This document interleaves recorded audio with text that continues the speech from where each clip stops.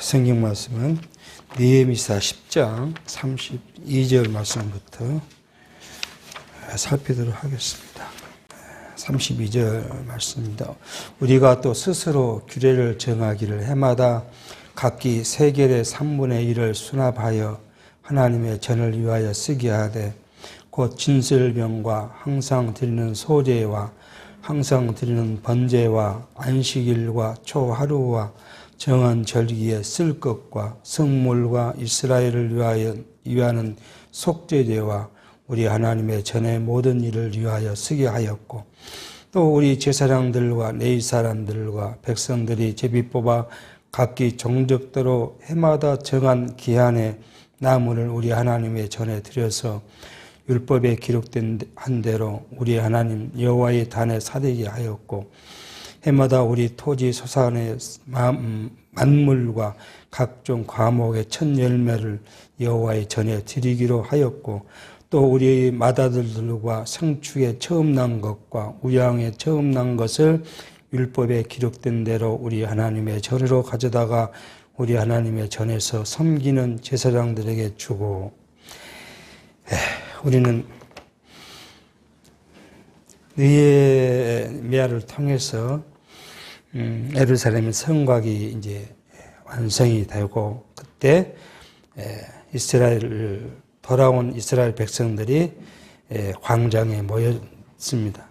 그리고 율법책을 읽고 회개하고 그 율법에 기록된 말씀을 비추어 봤을 때 자기 열조와 자기들이 하나님께 얼마나 범죄했는가를 깨달아지니까 그리고 이제 회개하게 되고요. 그리고 이제 회개한 결과가 어떻게 하나님을 전심으로 섬기겠다는 그런 각오로 인을 쳤다, 도장을 찍었다. 그렇게 지난 시간까지 살폈습니다. 도장을 찍고 난 다음에 이제 도장을 찍지 않는 일반 성도들까지 모두가 모였어요. 우리가 어떻게 앞으로 살아갈 것인가? 하나님과 우리의 관계를 어떻게 그 관계 설정해서 살 것인가를 쭉 이제 열거했습니다.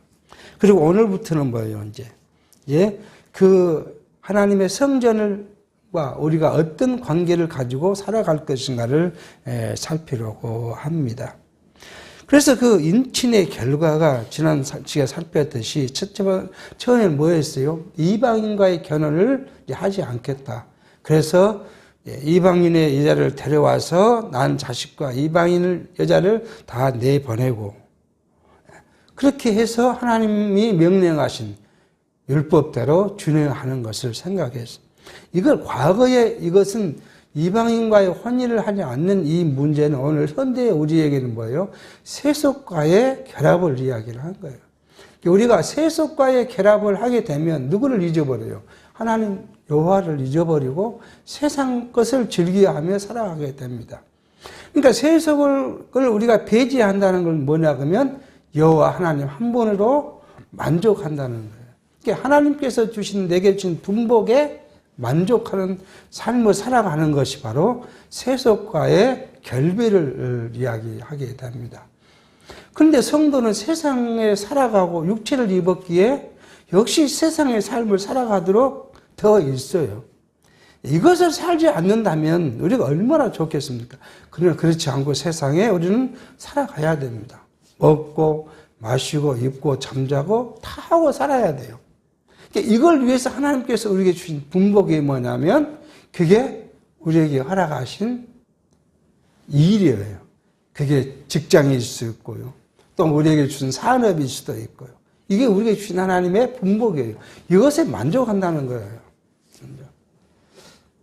이렇게 말씀을 깨달지 못하니까 일반 자유신앙이나 일반 기독신앙에서는 뭐예요? 사회 정의를 누가 먼저 실현해야 한다고요? 기독교인이 먼저 실현해야 한다는 거예요. 그래서 이런 것이 뭐예요? 한동안 우리 한국의 역사를 보면은 80년, 90년대에 각 직장에서 했던 일들이 뭐냐면 노드를 만드는 거잖아요. 대부분이 그 세상 안에 있는 신회가 중심이 돼서 노드를 만들고 그렇게 했던 한참 그랬던 때가 있습니다. 노드를 만들면 뭐가 가장 중요해요? 가장 중요한 게 뭐예요? 임금을 많이 받아야 되잖아요. 임금 하는 것이 돈을 많이 받기 위해서 싸워야 되고, 또 뭘 합니까? 자기 존엄을, 근로자의 존엄을 올려야 되잖아요. 그러니까 그것을 위해 싸우고요. 그것도 그 다음에 뭐예요? 후생 복지를 위해 싸우고요. 그러니까 이게 제가 한 6년간을 해봤는데 이게 뭐예요? 다 나를 위한 거예요.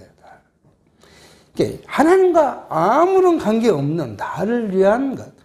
내 분복에 감사하지 못하고 뭔가를 더 키워보려고 했던 것이 바로 그런 모습이에요. 이것과 우리 단절이에요. 그러니까 주신 분복에 감사해요. 그래서 예수님께서는 또는 사도 바울은 뭐라고 이야기해요? 왕이 권세가 모두가 하나님께로부터 났고 하나님이 허락하지 않는 것이 하나도 없다는 거예요. 그러므로 바울은 뭐라고요? 윗사람한테, 주인한테 순종하라고 그렇게 가르칩니다. 이게 기독교인의 의식이어야 한다는 거예요. 그러니까 이것을 다른 말로 표현하면 뭐예요? 우리의 육체의 소욕, 탐심을 버리는 것이라는 것을 볼 수가 있는 겁니다. 두 번째로 본 건 뭐였어요? 안식일을 지키겠다고 이야기를 한 거예요. 자, 안식일을 지킨다는 것은 뭘 이야기해요? 하나님과 나와 관계가 정성화됐다는 거예요. 안식일은 어디를 가요? 하나님의 성전에 나가서 안식일에 제사하고 그 제사를 통해서 주신 하나님의 기쁨, 제 용서의 기쁨을 희락과, 그래서 성경은 뭐라고요? 하나님의 나라는 의와 희락과 평강이라고 이야기해요. 의는 뭐예요? 그리스도의 의로 우리가 하나님 나라의 백성이 됐다는 것이고요. 그 그리스도의 의가 우리 죄를 다 사했으므로 뭐가 있어요? 우리에게 기쁨이 있다는 거예요. 그 기쁨이 있으니까 내 마음이 뭐예요? 평안해지는 거예요. 왜요? 죄로부터 내가 죄의 굴레로부터 속박에서부터 벗어났기 때문에. 우리가 생각해 보십시오. 우리가 육체적으로 세상 죄를 지었어요. 그래서 이제 갔습니다. 재판으로 갔어요. 검사는 내게 판결을 했어요. 사형이라고 판결을 내렸습니다. 근데 판사가 딱 뭐라고 이야기를 해요? 이 사람이 뭘 보니까, 뭐 참조하고 뭐 해보니까 무죄다. 죄 없다. 그렇게 판사가 선언을 했다고. 내가 이제 검사의 구형으로는 죽게 되었는데, 판사가 죄 없대 했을 때, 내가 그 마음의 기쁨이 얼마나 크겠습니까? 돌아올 때 어떻게 했어요? 그 재판장에 돌아올 때 그 사람의 심정은 어떻게 했습니까? 바로 그게 죄 용서를 받는 성도들의 평강을 이야기하고. 그렇게 고백을 하고 나니까 이제 뭔 중심으로 하겠다고요? 성전 중심으로 살아가겠다는 것이 바로 오늘 지금 세 번째 이야기를 하고 있습니다. 그 이야기를 처음 보면 그랬습니다. 자, 본절과 이제 이때는 또 특별한 시기이기도 해요. 왜냐하면 이 바벨론, 이게 바사의 속국으로 되어 있는 가나안 땅에 있는 이스라엘은 뭐예요? 물질적으로 풍요할 수 없는 그런 시대이죠. 과거 다윗과 솔로몬의 시대는 그 나라가 풍요했고요. 풍요해서 하나님께 드린 재물이 풍요하기 때문에 성전에 모든 것들이 차고 넘쳐서 이게 도저히 감당하기 어려울 만큼 풍요로웠어요. 근데 지금 여기 느헤미야 시대, 이 시대는 빈곤한 시대였습니다. 그러니까 하나님의 성전이 뭐예요? 너무나 어렵고 궁핍한 삶이었을 수 있을 텐데, 그러니까 첫 번째 뭘 했어요? 스스로 규례를 정해서 세겔의 3분의 1을 거두어서 하나님의 전에 쓸 일에 돕도록 하겠다. 이 신명기에서는 뭘 합니까? 성전세를 이야기해요.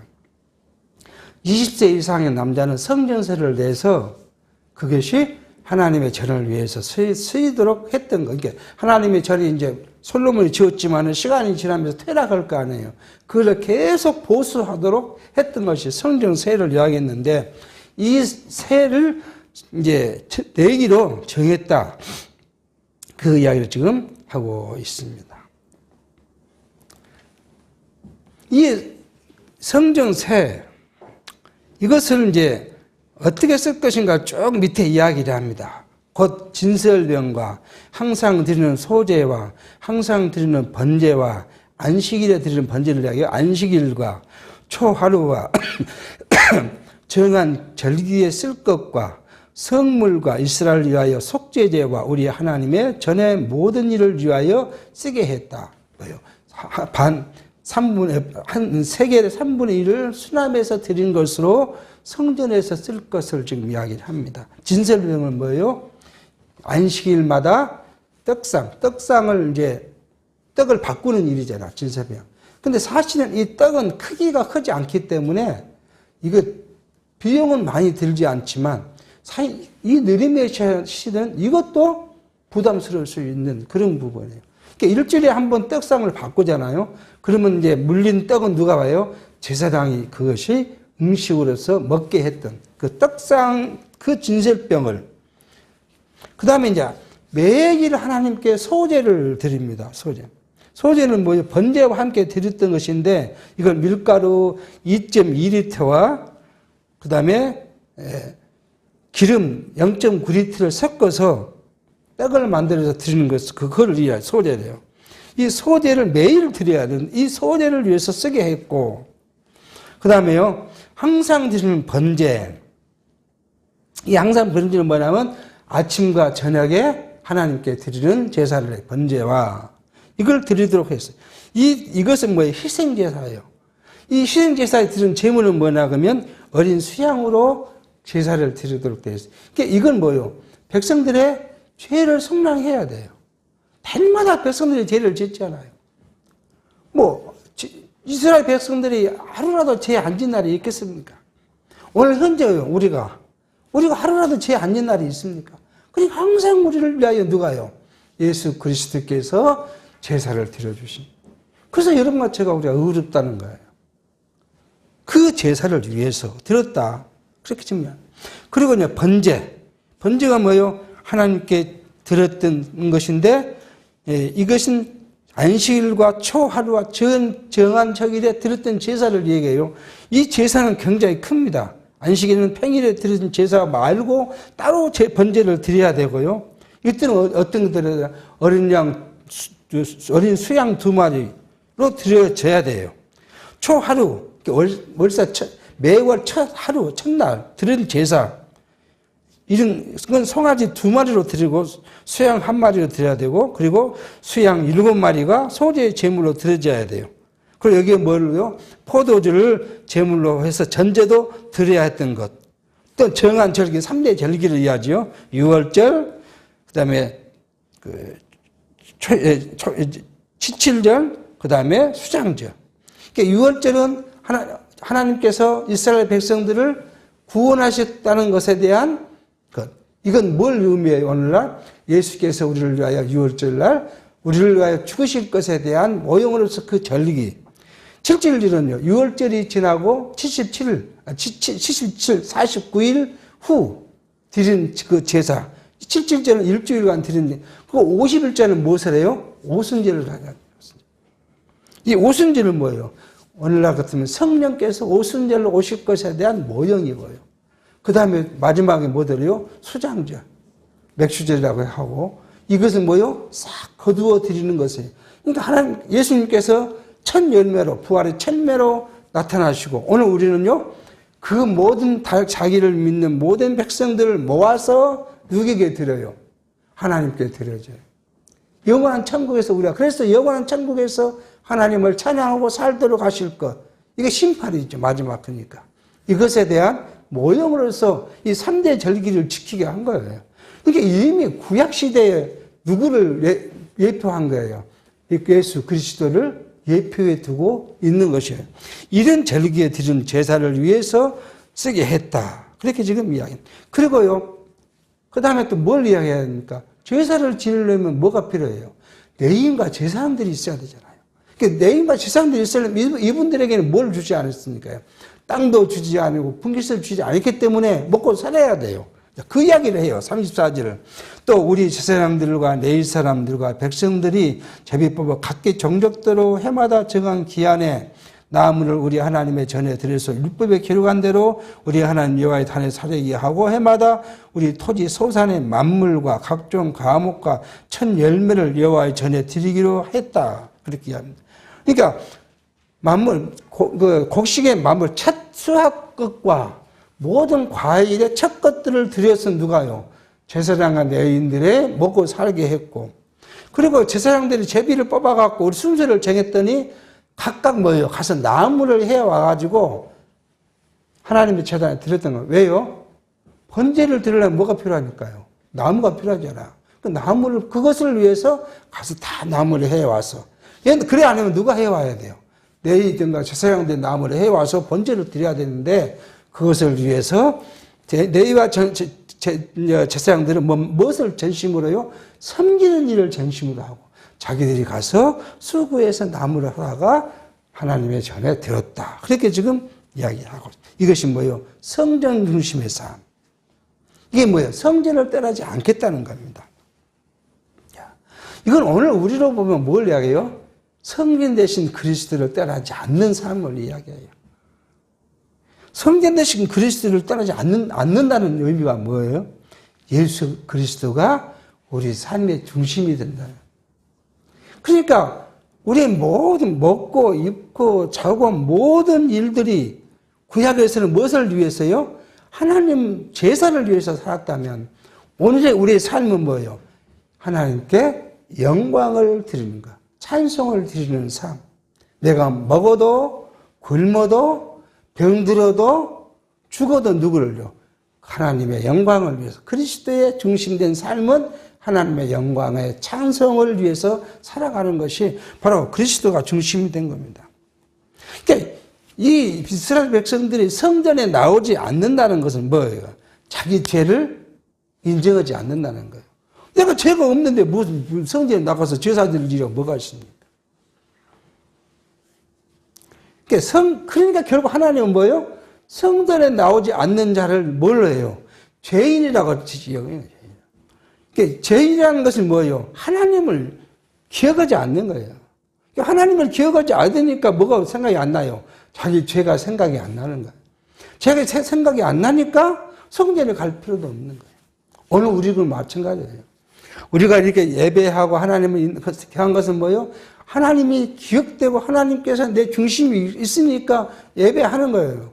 그런데 하나님이 내 중심에 있지 않고 하나님은 저 멀리 있고 내 뒤에 있고 내가 중심이 되면 내가 예배할 의미도 없고 하나님 나갈 것도 없고 기도할 이유도 없고 찬송할 때요. 다 내 영광인데 내가 잘 되고 못된 건 내 영광인데 하나님께 드려야 할 것이 하나도 없는 거예요. 이걸 지금 오늘 이야기합니다. 그래서 우리 중심이 하나님을 알게 되고 하나님으로부터 우리가 주신 은혜가 뭔지를 깨달아지면 그게 뭐예요? 예수 그리스도의 제사함이잖아요. 제사함이 깨달아지면 그러면 내 마음에 평강이 오는데 이건 누가 주는 평강이에요? 하나님께서 주신 평강. 그리스도가 주신 평강이에요. 그래서 바울은 그래요. 진리가 너희를 자유케 한다는 거예요. 무슨 진리가요? 이 복음의 진리가 뭘로부터요? 죄로부터 자유함을 주는 거예요. 그러니까 우리가 기쁨이 있는 거고 우리가 찬송하는 것이고 우리가 당당해지는 거예요. 이방인들은 하나님을 모르니까 하나님과 아무 관계가 없잖아요. 근데 우리는 하나님을 아는 자로서요. 생각해 보면 제일 먼저 생각난 건 뭐예요? 내 범죄함이잖아요. 그런데 내 범죄함이 생각나면 하나님 두려워할 수밖에 없어요. 누가 그랬어요? 아담이 그랬어요. 범죄하기 전에는 에덴 동산의 그 평화와 평강으로 살아갈 때는 두 사람이 뭐예요? 아담과 하와가 옷을 벗어도 부끄러운지를 모르고 그냥 자유하고 기쁘고 평강이 있었는데 범죄하고 나니까 뭐가 생각나요? 자기가 나오는 거예요. 자기가 나와 보니까 뭐가 생각나요? 옷을 벗었다는 것이 보여요. 그래서 부끄러운 거예요. 부끄러운 건 뭐예요? 부끄러운 감추라니까. 이것은 웃기는 거잖아요. 회개하면 될 일을 감추려고 해요. 그게. 그러니까 남은 입으로 딱 꺾어서 자기 감췄어요. 그리고 하나님이 두려워져요. 죄를 지었으니까. 이게 어디 숨어요? 나무 밑에 그늘 딱 숨어가지고, 그러면 하나님이 알물 것이라고 거기에 지금 들어있는. 근데 하나님은 불러요. 아담아. 예, 저 여기 있습니다. 하나님께서 오늘 우리를 그렇게 부르셔요. 그리고 눌러요. 그리스도를 통해서 주신 죄 용서함을 입었다고 우리 선언해 주셔요. 그래서 우리가 하나님 앞에 당당한 거예요. 그래서 하나님을 아버지로 부르요. 하나님. 주 예수님께서 기도를 우리에게 가르쳐 주실 때 뭐라요? 하늘에 계신 아버지여. 라고 이야기해요. 예수님께서 하나님을 누구로 불러요? 아버지로 불러요. 우리는 예수님과 함께 돼 있는 지체로서의 누구예요? 아들이잖아요. 그러니까 하나님 우리가 뭐라고 부르요? 아버지로 부르요. 아들만이 아버지로 부르는 거예요. 아들만이. 그러니까 우리는 아들의 권세를 입었기 때문에 하나님을 아버지라고 불러요. 세상 사람은 하나님 아버지라고 부르는 사람 하나도 없어요. 하나님, 성경인 마음을 여호와 누구 이렇게 가리키지 하나님을 아버지라고 부르는 사람 하나도 없어요. 그러니까 믿지 않는 하나님의 영, 예수의 영이 없는 사람은 하나님을 아버지라고 부를 수가 없어요. 오직 그 영을 갖고 있는 우리만이 하나님의 아버지를 부를 수 있는 특권이 우리에게 있음을 우리에게 지금 이야기합니다. 이렇게 하겠다고 이야기를 해요. 그리고 이제 자기들 마다들이 뭐예요? 6월절의 의미가 뭐예요? 첫 번째 아들이죠. 첫 것. 마다들과 생축에 처음 난 것과 우양에 처음 난 그것을 율법에 기록된 우리 하나님의 전에 가져다가 우리 하나님의 섬기는 제사장에 줬다. 그렇게 이야기를 합니다. 구약에서 이 느헤미야 전에는 뭐예요? 많은 사람들이 하나님께 서원의 서원을 해요. 내가 하나님의 전에 가서 뭐 하겠다고요? 섬기는 일에 봉사하겠다고 서원을 해요. 그래서 서원을 하면 가서 그 일을 하게 되고 서원의 기간이 지나면 다시 돌아오게 돼. 이것을 좀 이야기를 하는 거예요. 자기 처자들을 보내서 어느 일정 기간 동안에 하나님의 섬기는 일, 제사장들 섬기는 일에 돕는 일을 하겠다. 그러게 하고, 그리고 또요, 생축에 처음 난 거, 우양, 모든 것들을 다 첫 것들을 들여서, 이것이 어디에 되어 있어요? 율법에 기록된 대로 들여서 하나님의 전을 섬기는 일을 하겠다. 이렇게 지금 하나님 중심의 일을, 사람을 살아가겠다고 좀 이야기를 합니다.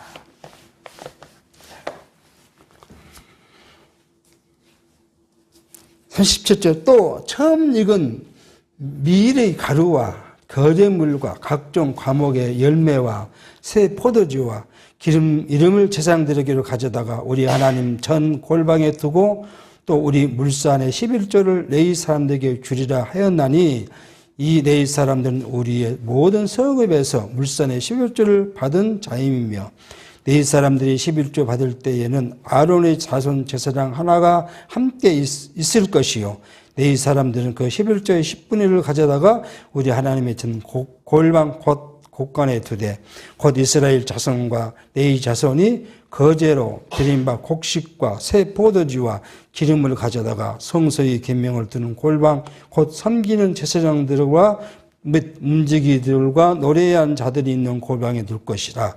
그리하여 우리 하나님 전을 버리지 아니하리라. 하나님의 성전 중심이 뭐라요? 하나님의 전을 버리지 아니한 삶을 살아가는데 그 모든 일들을 11조를 드리는 거, 거제물과 밀가루를 드리는 거, 열매, 새 포도주를 드리는 모든 이것들을 율법에 기록한 대로 하나님께 드렸어. 성전의 곳간에 드리게 하겠다. 그렇게 합니다. 이런 일들을 계속 하면 이들은 뭘 버리지 않아요? 여호와의 전을 버리지 않는 그런 삶을 살아가게 된 것이죠. 이렇게 해서 이들이 하나님을 아는 일을 지금 합니다. 하나님을 아는다는 건 뭐예요? 율법을 기억한 것이고요. 자기 자신을 아는 거예요. 그러니까 우리는 지금 시대에 우리가 이렇게 볼 수 있어요. 하나님을 안다.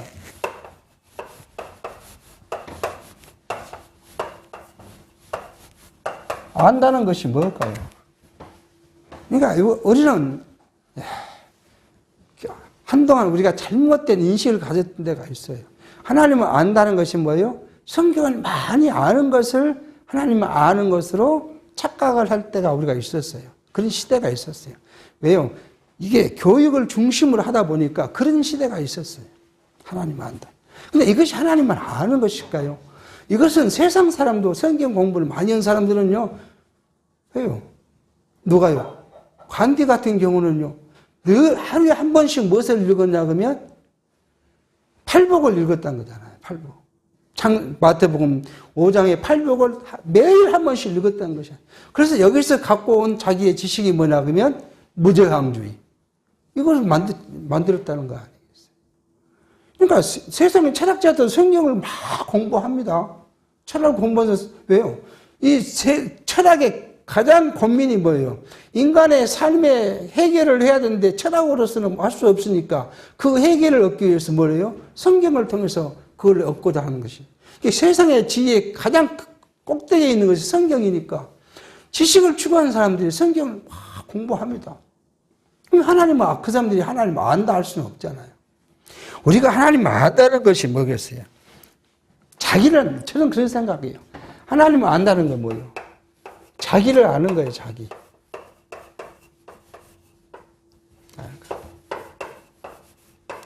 우리는 나를 아는 거예요. 하나님에 비추어서 나를 아는 거예요. 뭘로요? 죄인을 아는 거예요. 죄인.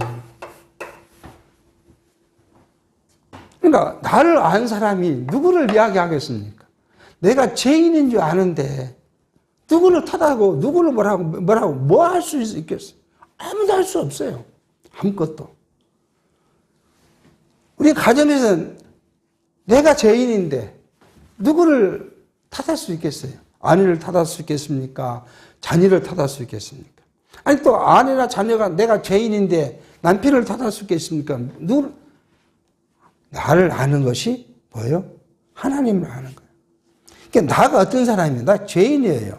그리고 내가 어떤 사람이에요? 내가 자기 중심적인 사람이에요. 우리가 내 자기 중심적인 사람이잖아. 내가 먼저 있고 남편이 있죠. 내가 먼저 있고 아내가 있고 내가 먼저 있고 누가 있어요? 자녀가 있고 내가 있고 형제가 있고 이웃이 있고 그게 내 자기 중심적이잖아요. 그러니까 모든 것보다 먼저 뭘 봐요? 나요. 어떤 사람 우리 후배 부인이 그 안에 자기가 위암이 걸려서 위암 수술하고 여수에 있는 요양원에서 3년을 그냥 내가 살아야겠다는 거 아니에요. 내가. 그래서 3년간 집도 오지도 않고 버리고 3년간 그 요양원에서 요양을 했어요. 시킨 대로 했더니 너무 힘들어 죽겠다는 거예요. 그래서 내가 왜 이렇게 사냐. 그렇게 생각했다는 거예요. 3년이 지나고 나서. 왜 내 집에 가서 자녀도 있고 남편도 있고 뭣도 있는데 왜 내가 여기서 혼자 이렇게 끙끙대고 살지? 그런 생각이 들어서 3년 지나고 와서 그걸 버리고 여기로 왔어. 자기 남편 집으로 왔어요. 그러니까 저 후배가 자기 아내한테 뭐 하고 싶냐니까 여행을 하고 싶다는 거예요. 여행을 하는데 남편은 직장에 나가야 되니까 아내가 여행을 혼자 차 타고 다니려면 힘드니까 그래서 자가용을 한번 사줬다는 거예요. 그러니까 너하고 다니고 싶으면 다녀가라. 그리고 시간 나는 대로 남편과 같이 가고 시간 나는 대로 자녀와 같이 가고 그래서 이제 국내는 다니고 해외는 어디예요? 해외를 다니기 시작했는데 옛날에 한참 그 인터넷에 죽기 전에 가봐야 할 50개 나라, 50개 그런 곳을 저한테 그 저녁을 먹어서 제가 27번째 나라를 간다 그러더라고요. 그러니까 자기만을 알 때는 누가 안 보여요? 남편이고 자녀고 집도 안 보여요. 이게 우리가 살아가는 죄인에 대한 우리의 중심 모습이에요. 또 우리는 뭐예요? 가장 세속적이에요, 우리가요. 세속적인 삶을 살았어요, 우리가. 그동안 우리가 삶 생각하면 무엇에만 매여 있었어요? 이것에만 매여 있었어요. 어떻게 하면 내가 세상 것을 즐거워하고 세상 것을 만족하고 세상 것을, 그래서 하나님으로 만족하는 삶이 아니라 세상 것을 만족하는 삶. 이것을 누리려고 애쓰고 했어요. 정말 애썼어요. 저도 생각해 보니까 직장생활 할 때 이거 아니에요. 어떻게 하면 내가 돈을 벌고 나중에 끝나고 나면 돈으로 풍족한 삶을 살고 그러려 이것도 해보고 저것도 해보고 온갖 짓을 다 해봤던 그 세속적인 삶이었어요. 그리고 또 우리는 뭐예요? 참 부끄러운데 육체의 소욕을 추구하고 살았어요. 이게 우리 모습이에요, 이게요. 이 죄인의 모습이 이거예요. 이것을 안다는 거예요. 그러면 이것을 알면 우리가 어디로 가게 돼요? 알면 하나님께로 가는 거예요. 하나님의 진리의 말씀에 나에게 주어보면 나는 이런 사람이었다는 거예요. 솔직히 고백한다. 저 이런 사람이었어요. 점점점 우리를 깎고 또 깎고 깎인데 생명의 이업에까지 딱 깎이고 보니까 뭐예요? 그때서 이게 보인다는 거예요. 그 전에는 그냥 내가 교회 나서 예배하고 뭐 봉사하고 이러면 신앙생활 잘하는 걸 생각을 하고 그렇게 살았는데 이렇게 깎여 보니까 이게 별 문제가 아무 의미가 없어요. 구원의 문제는 우리가 교회 봉사를 열심히 한다고 구원이 있고 봉사 안 한다고 구원이 없는 것도 아니고요. 하나님 사랑이 내가 열심히 해야 하나님 사랑을 주고 안 하면 안 준 것도 아니고 아무 관계가 없어요. 교회 봉사와 열심과 아무 관계없이 하나님 우리를요 찾아와서 나를 당신의 아들이라고 삼았고 하나님 나라 백성이라고 삼았고 그리스도로 나를 거룩하게 해주었고 그러니까 내가 기뻐하고 살아라고 했는데 그 기뻐하고 살지 않고 맨날 여기에 함몰돼 살았던 그것이 이것이 하나님 아는 거예요. 그래서 유대인들이 뭐예요? 먼저 하나님의 율법을 비추어서 자신의 열조와 자신의 죄를 기억하고 생각하고 회개하고 반성하니까 뭐예요? 찬송한 거예요. 이것을 깨달아지니까 뭐예요? 깨달아지니까. 자, 우리가 이걸 깨달아지니까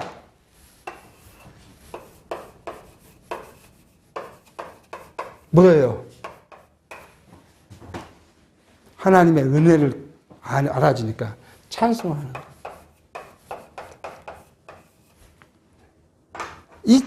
그래서 우리가 뭘 해요?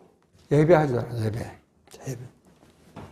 그러니까 우리도 이제 이걸 우리는 예배의 삶이라고 할 수 있죠. 이거. 영적 예배의 삶이라고 하죠. 근데 이 영적 예배의 삶은 우리 예배하는 것이 뭐예요? 우리가 오늘 같이 예배하는 것의 가장 핵심이 뭐가 되겠습니까? 이걸 뭐예요?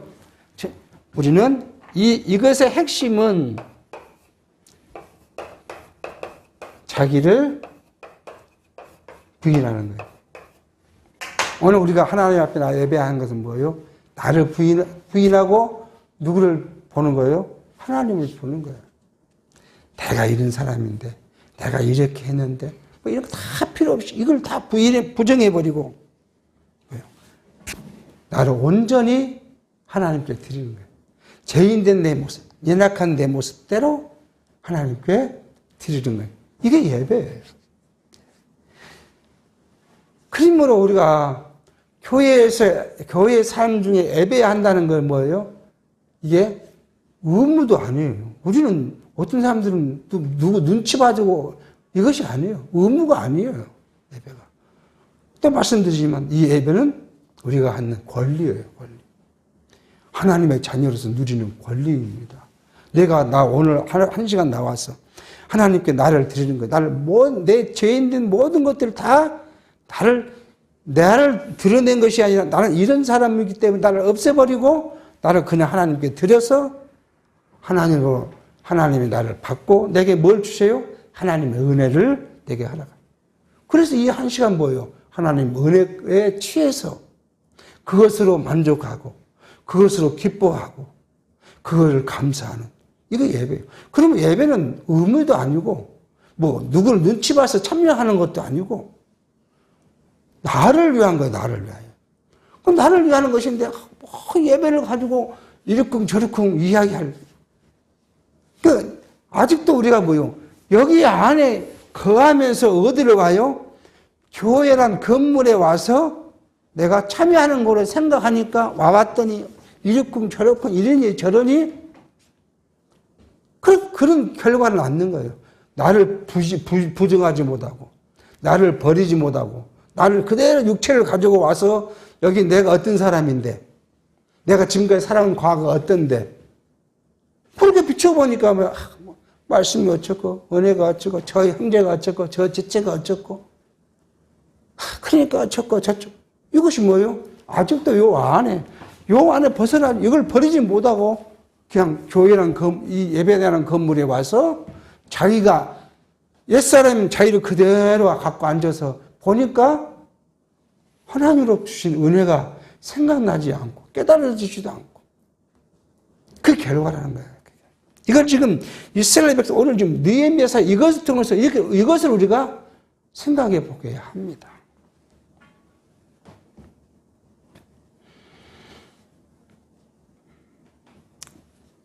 그래서 이제 이런 이스라엘 백성들이 지금 느헤미야를 통해서 하나님을 전을 버리지 않고 하나님 중심, 성경 중심의 삶을 살겠다. 이렇게 지금 그 역사, 이것을 생각해 보면 이렇습니다. 이스라엘이 하나님에 따른 것은 이제 이 결과가 오늘 이 말씀의 결과를 정해 보면 첫 번째 뭐요? 이스라엘 백성이 하나님을 떠난 것. 이것이 뭐요? 범죄. 범죄가 뭡니까? 우리는 결론을 내려야 되잖아요. 이건 뭐예요? 이게 하나님의 작전과 계획이에요. 왜요? 이미 신명기서에 이걸 복과 저주를 예언했습니다. 그래서 이스라엘 백성들이 범죄한 것도 하나님의 뜻이고 또 회개하는 것도 하나님의 뜻이고 또 범죄에서 무수히 범죄해서 뭐요? 하나님의 노를 격발했던 것도 하나님의 뜻이고 그래서 하나님께서 뭐 너를 흩으시고 뽑으시고 그렇게 하겠다는 것도 하나님의 뜻이고 다시 회복시켜 주는 것도 하나님의 뜻이다. 이것 뜻이 뭐예요? 하나님의 작전과 계획이었다는 거. 이것을 우리가 오늘 정리해 볼 수 있는 거죠.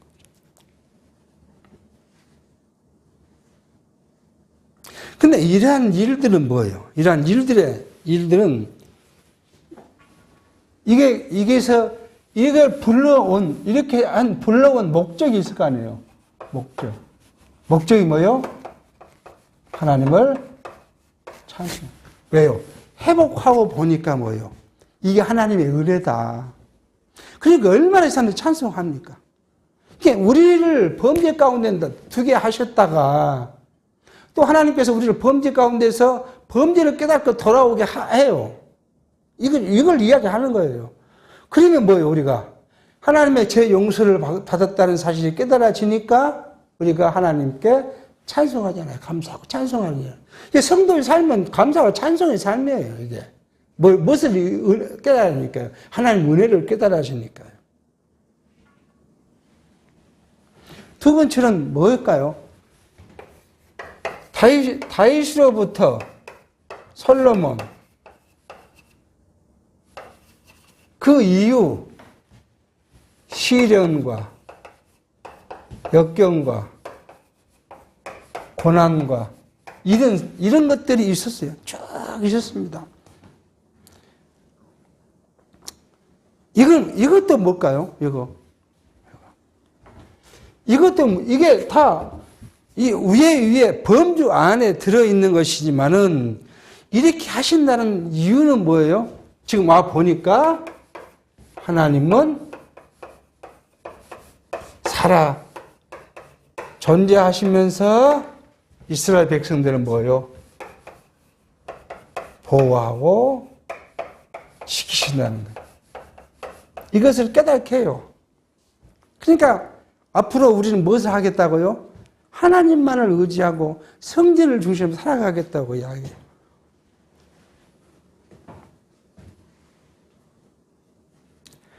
세 번째로는요, 이게 우리가 신령적 의미로 생각해 본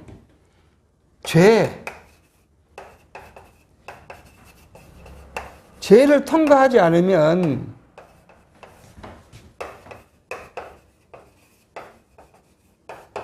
뭐가 없을까요? 통과하지 않으면 뭐가 없을까요?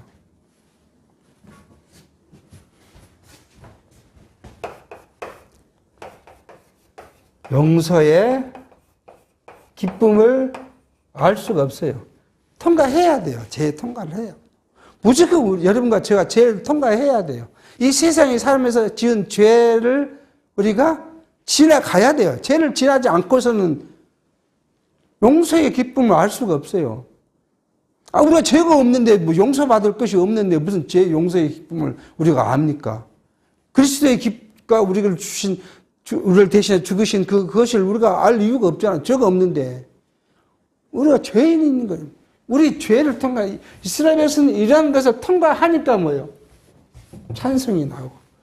이 보호하심을 보니까 뭐가 나와요? 감사와 찬송이 같이 나오듯이. 이게 나오는 거예요. 그러니까 우리를 안다는 거, 우리가 이 성경을 통해서 배우는 거, 바로 여기에 있는 걸 알게 합니다. 느헤미야를 통해 이제 느헤미야가 끝나고 나면 뭘 공부합니까? 마지막에 역사서에 에스더를 통해서 하나님의 유다 민족을 보호한 것을 우리가 마지막으로 역사서가 끝날 것인데, 이 역사서를 총괄하면 이런 세 가지의 것들을 정리해 볼 수가 있어요. 무슨 여러 가지 있겠죠. 여러 가지 있겠지만 우리가 역사서를 갖고 총 우리가 해보면 이런 세 가지 것들을 우리가 살펴볼 수 있게 됩니다. 그러므로 우리가 우리의 육체의 삶이 넉넉하지 않고 늘 고단하고 시련이 많고 힘들고 기쁨이 별로 없는 것처럼 보이지만 이런 생각을 갖는 이유가 어디에 있어요? 아직도 내가요, 나를 나타내 볼게요. 여기를 떠나지 못하니까 죄를 통과해야, 그래야 하나님의 은혜를 갖고 그 은혜 안에 내가 살고 있다는 사실을 통해서 기쁨이 있고 찬송이 있어요. 이게 우리에게 시련과 고난을 준 이유가 여기 있어요. 육체의 시련과 고난을 준 이유가, 시련과 고난은 여러 가지예요. 각 사람마다 달라요. 이 시련, 고난이. 이것을 준 것이면 이 시련과 고난을 통과해야 뭐가 있어요? 우리에게 기쁨이 있어요. 그리고 감사가 있고요. 근데 아직 그것을 통과하지 못해 거기에 머물러 있으니까 감사가, 찬송이 없이 불평과 불만이 있는 거예요. 아직 그 시련 안에서 나오지를 못해요. 왜 나만 시련을 주냐, 그거예요. 나만. 왜 나한테만 이런 어려운 역경을 주냐고. 왜 나한테만 생명의 위협을 주냐고. 여기서 벗어나지를 못하니까 불평하고 불만하고. 그럼 이걸 벗어버려야 돼, 이제. 이제 우리는 하나님의 자녀로서 벗어버려요. 당연히 하나님은 주신 시련이다. 그 시련의 방법이 다 다르다는 거 아니에요. 어떤 사람은 건강으로 죽어요. 어떤 것은 가족으로 죽어요. 어떤 사람은 물질로 죽기도 하고요. 물질을 잃은 것도요, 굉장히 큰 시련입니다. 만약에 물질을 잃어본 경험이 있는 사람들 많이 있을 거예요. 회사를 내 갖고 있는 재산만 넣은 것이 아니라 빚까지 얻어서 왕창 넣었는데 하루아침에 사기를 당했어요. 그런 거 많잖아요, 좀. 투자해라. 내가 아는 지인이 와서 이거 정말 잘 될 것이다. 투자해라. 그랬더니 나 갖고 있는 돈도 했고 빚도 내서 했는데 그 다음날 가해봤더니 그 사람이 그 돈 싹 가지고 도망가 버리고 없어요. 난 빚 때문에 그런 사람들 굉장히 이 밖에 나오고 많습니다. 내가 결정해서 내가 투자해서 내가 실패한 것도 있지만 사기를 당해서 돈을 잃어버린 사람들, 그 사람은요, 세상을 다 잃어버린 거예요. 그렇잖아요. 갖고 있는 돈도 잃어버렸지. 그나마 그것만 잃어버렸으면 지금 그냥 살아갔고 있는데 뭐 또 했어요? 빚을 수십억을 내서 빚을 했는데 갚을 능력이 없는데요. 왜 나한테만 이러냐? 그러니까 세상의 모든 시련 갖고는 남아있는 게 아니라 모든 사람에게 와요. 근데 그것을 내가 빨리 벗어나서 하나님께로 나아가면 그걸 극복할 수 있는 힘을 얻게 돼요. 그리고 왜? 하나님께 주신 은혜가 있으니 감사와 찬송을 하다 보면 그 길이 보이게 돼요. 그 길이. 근데 그 하나님이 나오지만 거기에 함몰되면 헤어나올 길을 볼 수가 없어요. 걱정, 근심성에 빠져 있는 거죠. 오늘 느헤미야서를 통해서 지금 이제 이 말씀을 정리하고 그 다음에 이제 다음 인구조사를 하게 합니다. 하나님께서는 이렇게 느헤미야를 통해서 하나님을 찬양하고 그 다음에 모든 것을 각오하고 백성들 앞에 섬김을 약속하고 그렇게 해놓고 그 다음에 왜 인구조사를 그 앞에 있으면 좋을 건데 또 인구조사를 하게 합니다. 그 인구조사를 이제 다음 시간에 살피려고 하는데요. 이 인구조사를 하는 것도 하나님의 계획이 있다는 사실을 한번 다음 시간에 살펴보도록 하겠습니다. 기도하겠습니다. 하나님 아버지, 우리가 지금까지 살아오면서 말씀을 안다 하고 하나님을 안다 하면서 그러면서 우리를 알지 못하고 살아왔던 우리의 모습을 생각해 봅니다. 내가 하나님 앞에 죄인이었고 가장 자기중심적이었고 세속적이었고 그리고 육체의 욕망에 사로잡혔던 나를 알지 못하고 그냥 글로 하나님을 안다 했고 말씀을 안다 했던 우리의 생각을 하나님 버리고 이제 하나님 앞에 죄인된 우리의 모습을 깨달아 하나님 앞에 나아가는 우리의 모습이 되게 하시고 하나님께서 허락하신 하나님의 구속의 은혜를 우리가 느끼며 그것을 가지고 살아갈 때에 힘이 되게 하시사 세상에서 우리의 여기까지 시련과 고난과 공고한 일이 많을지라도 이것들을 다 버리고 하나님께 나아감으로 하나님의 참된 지혜로 주신 그 해결의 길을 얻게 하시고 그 길로 영원한 하나님의 나라를 바라볼 수 있는 아름다운 믿음과 신앙으로 성장되어 가도록 인도해 주셨기를 바라옵고 예수의 이름으로 기도하옵나이다. 아멘.